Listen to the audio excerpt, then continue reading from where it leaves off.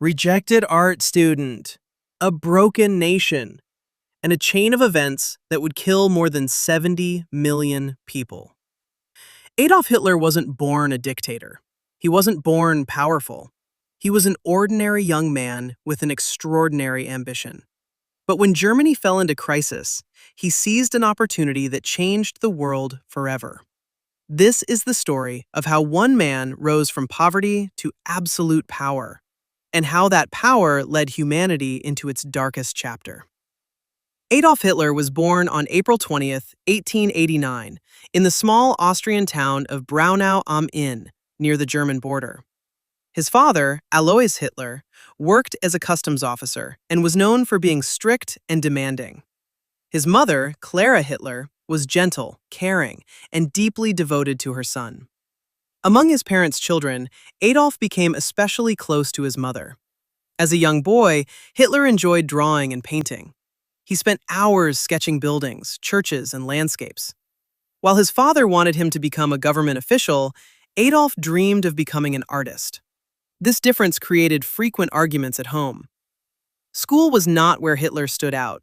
He performed well in some subjects but lacked discipline and often disagreed with teachers. As he grew older, he became increasingly interested in German history, nationalism, and art. In 1903, his father died. For young Adolf, it meant fewer obstacles standing in the way of his artistic ambitions. But life would soon deliver a much greater challenge. In 1907, Hitler traveled to Vienna. His goal was to gain admission into the Academy of Fine Arts Vienna, one of the most prestigious art schools in Europe. He believed this was the beginning of his future. Instead, he received devastating news. He had been rejected. The Academy's instructors felt his artistic work lacked the required standards, particularly in drawing people. The rejection shocked him. Still determined, Hitler tried again the following year. Once again, he failed. 2 applications, 2 rejections. Then tragedy struck. His beloved mother Clara died from cancer in late 1907. The loss deeply affected him. Alone and without direction, Hitler remained in Vienna. Over the next several years, he struggled financially. At times, he lived in shelters and inexpensive hostels. To survive, he sold small paintings and postcards to tourists and shopkeepers. These years were marked by poverty, frustration, and growing resentment. Unknown to the world, the foundations of his future political views were slowly taking shape. In 1913, Hitler moved from Austria to Munich, Germany. He admired Germany and felt a stronger connection to German identity than to Austria. He hoped the move would offer a fresh start. But Europe was moving toward disaster. Only a year later, the First World War began.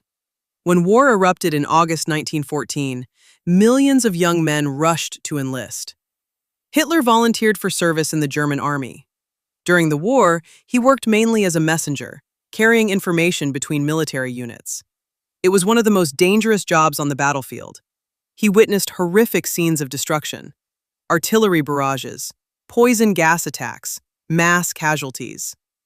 Despite the dangers, Hitler gained a reputation for bravery. He received the Iron Cross, one of Germany's important military awards. For the first time in his life, he felt he belonged to something larger than himself. Then came November 1918. Germany surrendered. The war was over. The defeat shocked Hitler. Like many Germans, he struggled to accept the outcome. The peace settlement that followed imposed harsh conditions on Germany.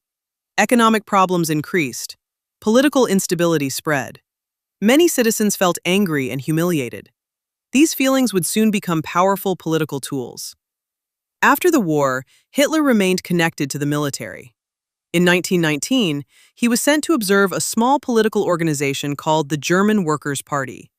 The group was tiny and relatively unknown. During one meeting, Hitler spoke passionately during a debate. His speech impressed those present. Soon afterward, he joined the party.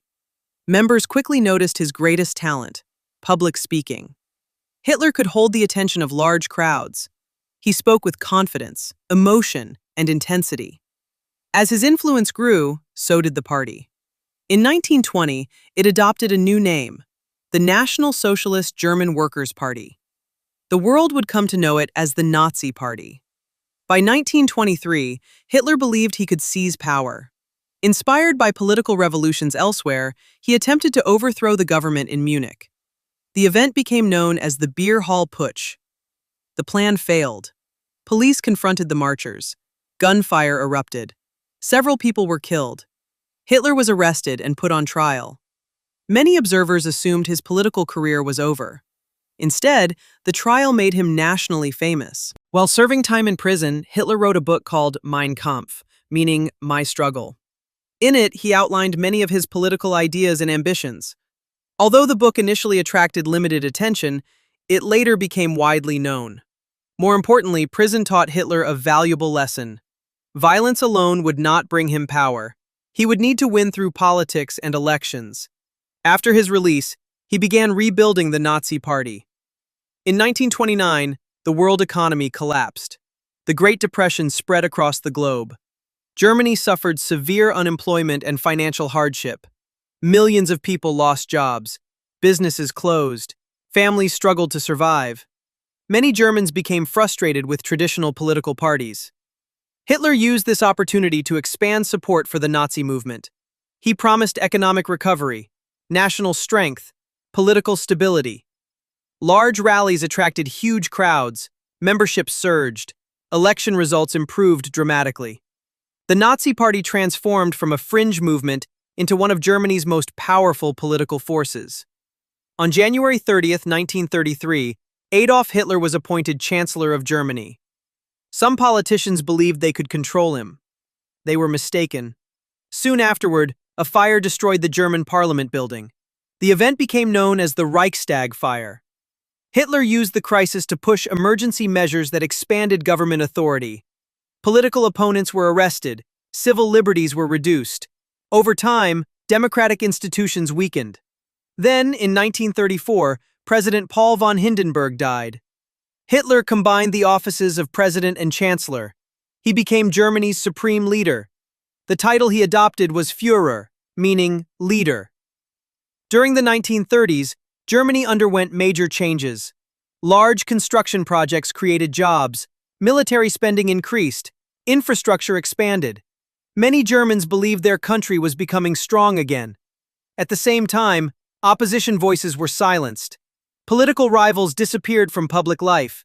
The government gained increasing control over society. Hitler's popularity reached its peak, but his ambitions extended beyond Germany's borders.